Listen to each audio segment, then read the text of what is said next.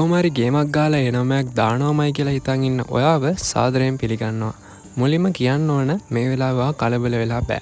නිවැරදි ප්ලෑන් එකකට අනුව හොඳ මයින්ඩ්සෙට් එකකින් ඔයා වැඩ කළොත් ඔයාට හොඳම රිසල්ට් එකක් ගන්න පුළුවන්. ඉතින් අද වීඩියෝ එකෙන් මම කරන්නේ මේ අන්තිම සතියේ ස්ටඩි ප්ලෑන් එක ඔයාලට කියලා දෙන එක වගේම ඔයාලගේ මයින්ඩ්සෙට් එක හදන එක. ඉතින් වීඩියෝ එකට යන්න කලින් මතක් කරනවා මේ වගේ දැනුම බෙදෙන වීඩියෝස් දිගටම නරඹන්න දැන්ම අපේ channel එක subscribe කරලා අපිත් එක්ක එකතු වෙන්න. අපි මුලින්ම කතා කරමු ඔයා කොහොමද මේ ඉතිරි වෙලා තියෙන දවස් 7න් උපරිම ප්‍රයෝජනයක් අරගෙන ඔයාගේ විෂයන් 9ට ලෑස්ති වෙන්නේ කියලා. ඔයා මේ වෙද්දි මහන්සියෙන් වැඩ කරපු කෙනෙක් වුණත් ඔයා දැන් පටන් ගත්ත කෙනෙක් වුණත් මේ ප්ලෑන් එක ඔයාට ගොඩක් වැදගත් වෙයි. ඉතින් අපි ස්ටෙප්ස් කිහිපයකට බෙදලා මේ ගැන කතා කරමු.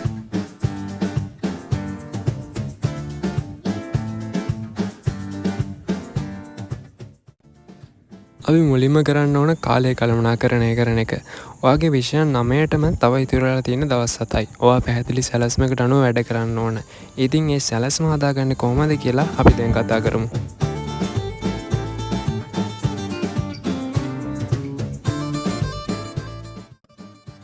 ඔයා එක දවසකට විෂයන් දෙකක් දාගෙන වැඩ කරන්න. මේව කරද්දී ඔයාට වැඩ ගොඩක් ඉතුරුලා තියෙන විෂයන් වලට මුල් තැනක් දීලා වැඩ කරන්න.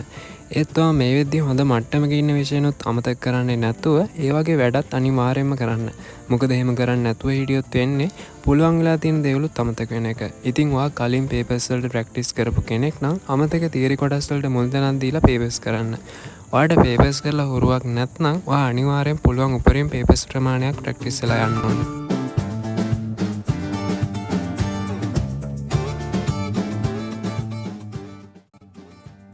ඔයා වැඩ කරද්දී එක දිගට මේ වැඩේ කරන්නේ නැතුව වැඩ කරන වෙලාවල් කොටස් වලට බෙදාගෙන වැඩ කරන්න. ඒ කීවේ උදාහරණයක් විදිහට ඔයාට පුළුවන් විනාඩි 25ක් වැඩ කරලා විනාඩි 5ක බ්‍රේක් එකක් ගන්න. එහෙමත් නැත්නම් ඔයාට වැඩි වෙලාවක් අවධානය රඳවාගෙන වැඩ කරන්න පුළුවන් නම් ඔයා පැය දෙකක් වැඩ කරලා විනාඩි 15ක බ්‍රේක් එකක් ගන්න. මේ විදිහට බ්‍රේක් එකක් ගන්න එකෙන් ඔයාගේ මොළේ නැවතත් ෆ්‍රෙෂ් වෙනවා වගේම අවධානය පවත්වාගෙන වැඩ කරන්න පුළුවන් වෙනවා. එක දිගට සෑහෙන වෙලාවක් වැඩ කරනවට වඩා මේ ක්‍රමය ගොඩක් ඵලදායී.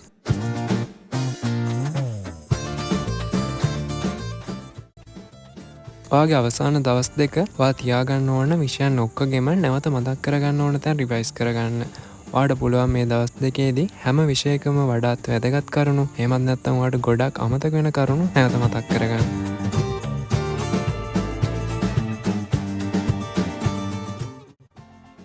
මේ දවස් 7ේදී ඔයාට බෑ හැම විෂයක්ම සම්පූර්ණයෙන්ම පාඩම් කරලා ඉවර කරන්න. ඉතින් ඔයා කරන්න ඕන වෙන්නේ වැදගත්ම ටොපික්ස් වලට වැඩි අවධානයක් දීලා වැඩ කරන්න. පාස් පේපර්ස් තමා මේ වෙලාවේදී ඔයාට තියෙන හොඳම ආයුධය. ඔයා අවසාන වරුදු 5 පාස් පේපර්ස් වල වැඩි ප්‍රශ්න ප්‍රමාණයක් ඇවිල්ලා තියෙන විෂය කොටස් වලට වැඩි අවධානයක් දීලා වැඩ කරන්න ඕන. මේ විදිහට ඔයාට ක්ලාස් වලින් ලැබිලා තියෙන අනුමාන විෂය කොටස් වලට පොඩ්ඩක් වැඩි බරක් දීලා වැඩ කරන්න. හැබැයි අනුමාන විතරක් බලලා ගියොත් නම් හරියන්නේ නැහැ. ඒකින්ද වැදගත් වෙන හැම විෂය කොටසක්ම පුළුවන් විදිහට ආවරණය කරගන්න. මුල් දවස් 5 වැඩ කරගෙන යද්දී හම්බ වෙන වැදගත් කරුණු පුළුවන් නම් පොඩි ෂෝට් නෝට් එකකට ගන්න. මෙහෙම කළාම ඔයාට අවසන් දවස් දෙකේදී නැවත රිවයිස් කරද්දී වගේම පේපර් එකට කලින් දවසේ හවස වුණත් මේ ෂෝට් නෝට් එක ගොඩක් වැදගත් වෙනවා. මතක තියාගන්න ක්වොන්ටිටි එකට වඩා වටින්නේ ක්වොලිටි එක. ඔයා වැදගත් මාතෘකා ටිකක් බලා ගන්න එක කලාතුරකින් ප්‍රශ්නෙට පාඩම් ගොඩක් බලා ගන්න එකට වඩා වටිනවා. මොකද මම එහෙම කියන්නේ මේ ඉතුරු වෙලා තියෙන කාලේ ගොඩක් සීමිත හින්දා.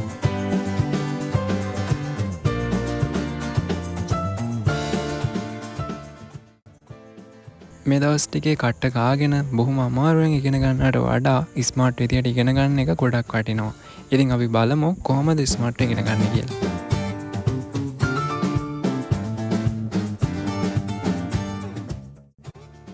ඔයා පාඩම් කරද්දී තව කෙනෙකුට කියලා දෙන ගමන් පාඩම් කරන්න. මේම කළාම වෙනදට වඩා ගොඩක් හොඳට වගේම ඉක්මනින් ඔයාට දේවල් ධාරණය කරගන්න පුළුවන් වෙනවා. ඔයාට කියලා දෙන්න කිසිම කෙනෙක් නැත්නම් Tamanටම හරි කියලා දෙන්න.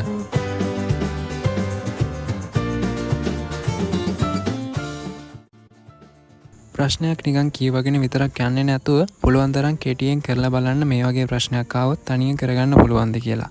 ඔයාගේ ආන්සර් එක වැරදුනොත් මාකින් එක බලලා ඒක ඉගෙනගෙන වැරදුන જાතිය තව ප්‍රශ්නයක් තනියම කරන්න. මේ විදිහට කළාම ඒ වගේ වෙනස් ප්‍රශ්නයක් ආවත් ඔයාට ආයෙ වරදින්නේ නැහැ.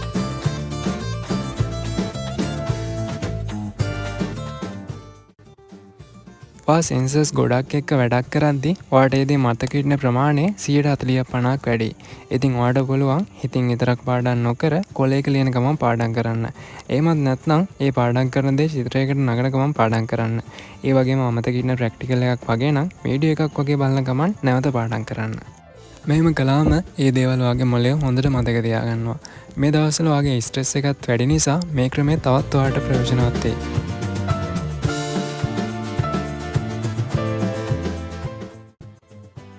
ඔයා මේ ගේම් එකේ උඩින්ම ඉන්න නම් මුලින්ම ඔයාගේ ශරීරයේ සෞඛ්‍ය ආරක්ෂිතව තියාගන්න ඕන.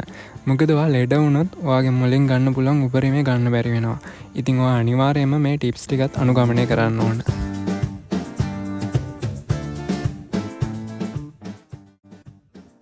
ඔයා පැය 6ක 7කවත් නිින්දක් ගන්න ඕන.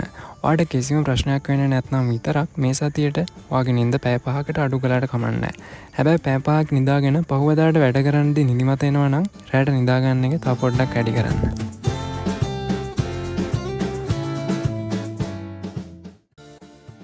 හොඳ පෝෂ්‍යදායී ආහාර රටාවක් මේ දවස් ටිකේදී ඔයා විශේෂයෙන්ම අනුගමනය කරන්න ඕන.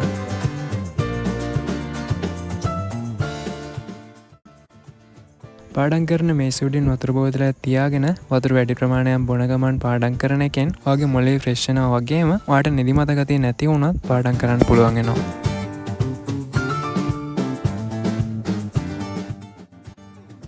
අමතක නොකර වැඩ කරද්දි පොඩි බ්‍රේක් එකක් එහෙම අරගෙන ඔයාගේ මොළේ රිලැක්ස් කරගෙන රීචාර්ජ් කරගෙන නැවතත් වැඩ කරන්න ගන්න. වැදගත්ම දේ තමා ඔයා ධනාත්මකව හිතලා ඔයා ගැන විශ්වාසයෙන් වැඩ කරනවා නම් මේක කරන්න අනිවාර්යයෙන්ම පුළුවන්. මේ ප්ලෑන් එක අනුගමනය කරන ගමන් අවධානයෙන් වැඩ කරන්න. ඔයාගේ උපරිම දෙනවා නම් ඔයාට උපරිම රිසල්ට් එක ගන්න පුළුවන්. ඒ වගේම මතක තියාගන්න මේ O level කියන්නේ ඔයාගේ ජීවිතේ එක පියවරක් විතරයි. ඉතින් මොන වුණත් කමක් නැහැ. ඔයාට පුළුවන් උපරිම දීලා වැඩ කරන්න. ඔයාට තවම මේ ගේම් එක දෙන්න ඉවර කරන්න කල් ඇති. ඉතින් බොරුවට කල්පනා කර කර ඉන්නේ නැතුව වැඩ කරන්න. ඔය වැපරුවොත් අස්සන්න ඔයාට හම්බ වෙයි. ඉතින් මහන්සිලා වැඩ කරන ඔයාලා හැමෝටම මම සුබ පතනවා. ඉතින් ඒත් එක්කම වීඩියෝ එක මෙතනින් අවසන් වෙනවා. O level ලියන ඔයාලගේ යාළුවෙකුටත් වීඩියෝ එක වටිනවා නම් ෂෙයා කරන්න. හැම දෙයක් ගැනම දැනුම බෙදා ගන්න දැන්ම අපිව subscribe කරලා එකතු වෙන්න.